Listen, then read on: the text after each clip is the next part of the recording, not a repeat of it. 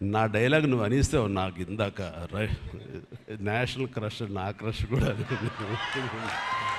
అందుకని నేను ఆ మాట నేను అనను, కానీ అనుకుంటాను అంతే, పైకి మాత్రం నేను అనను. సరే అమ్మా, ఫెంటాస్టిక్ అమ్మా నువ్వు. అండ్ ఇప్పుడు కదా తన ఫస్ట్ సినిమా హీరోయిన్గా వచ్చినప్పుడు ఆ సినిమాకి ఇలాగే నేను గెస్ట్గా వచ్చాను.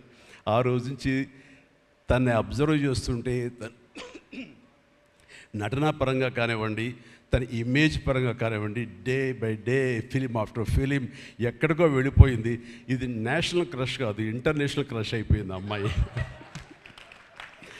అండ్ గాడ్ బ్లెస్ యూ అమ్మా, నువ్వు ఎంత బాగా పెర్ఫామ్ చేస్తావంటే నేను చూస్తుంటే నీ కళ్ళు తప్ప ఇంకేమైనా అట్రాక్ట్ చేసుకోవు, కళ్ళు ఒకలా చూస్తుంటావు నేను.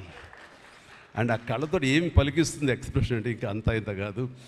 అండ్ ఈ సినిమాలో ఎంత నిడివి ఉంది, ఎంత లెంగ్త్ ఉంది క్యారెక్టర్ అనే దానికంటే ఎంత ఇంటెన్సిటీ ఉంది అంటే అందులో మాత్రం చూపించగలిగింది ప్రతిదీ. ముఖ్యంగా బిడ్డను హోల్డ్ చేసినప్పుడు ఆవిడ ఒక కన్న తల్లిలాగా, ఒక అమాయకంగా ఒక ప్రియుడిని మోసపోయినప్పుడు వాడి వల్ల ఎక్కేసేటప్పుడు నాకు చూడాలి అందులో